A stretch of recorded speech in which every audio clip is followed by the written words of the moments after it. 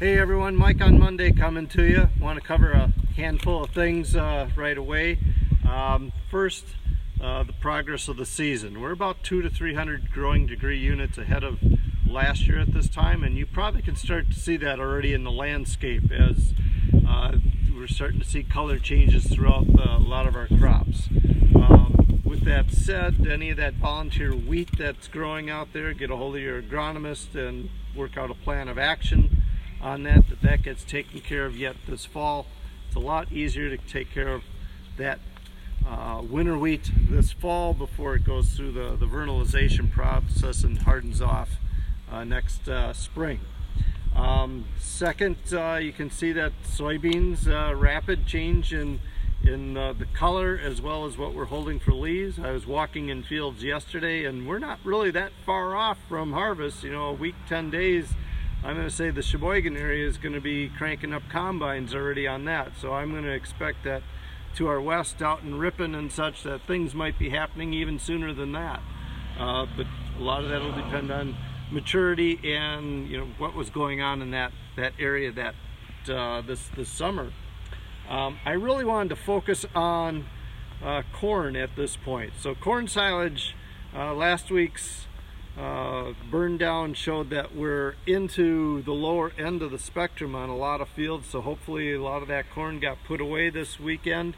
If not, keep after it, keep safe, and do your best. Now watch that processor, make sure it's tight enough that we're getting the kernels processed. As that corn gets more mature, you got to put a little more energy on that kernel to get it processed so that it becomes valuable on the feed side for you. But my main focus today was going to be on grain corns and what's happening with them right now. As you've probably noticed, we've got fields that are going from somewhat green to it's brown. It looks mature, and basically we've got diseases that are rolling in on those fields, shutting those plants down prematurely. I've got 3 examples here in front of me from our nutrient plot that we did this year, and we line it up. Here I have basically very little fertility going on this plant. It's basically got shut down between lack of nutrition, a lot more disease impacting it, to a stalk that we put on modest fertility. You can see the ear size improved quite a bit. I've got a little more green yet in the stalk, as well as I've got a little more ear. And then where I pushed maturity, not maturity, but fertility, pushed it hard, and what I've got is more nutrition that got into that plant. Now it did throw a second ear because of that, but the main thing that I want to focus on here is the health of that stalk at this point in time. More nutrition got into the plant, and part of what nutrition does is help fight off diseases, and that's the primary thing that's going on right now with why is the fields turning brown so quickly? Diseases.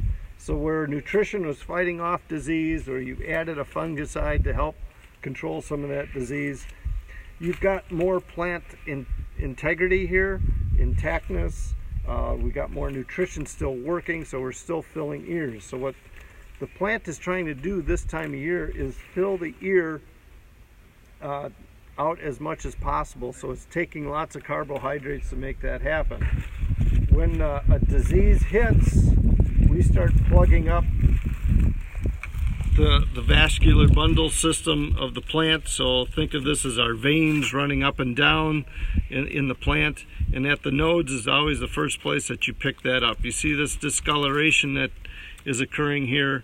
Well, what's happening is as that disease is plugging up those veins, and we're not getting nutrition and water to flow up into that ear, even though the ear is calling for it.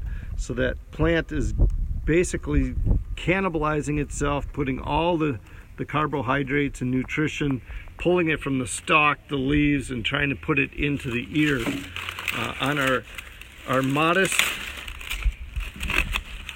fertilizer plan, you can see that I've got a better stalk, but I still have disease presence here, so that's telling me that this is going to be, shutting itself down, and that's one of the reasons why you see part of this plant has already died back from the one that has high fertility. Now, that isn't to say that fertility is the answer to disease, because you can find that we still have disease beginning in these stalks, but it's not as advanced in this. So this plant actually has more integrity and it'll have the ability to stand longer than the other two. So my point here on the management is check those fields, check that how fast they're drying or dying out there, and make a list as to what needs a priority from the harvest side.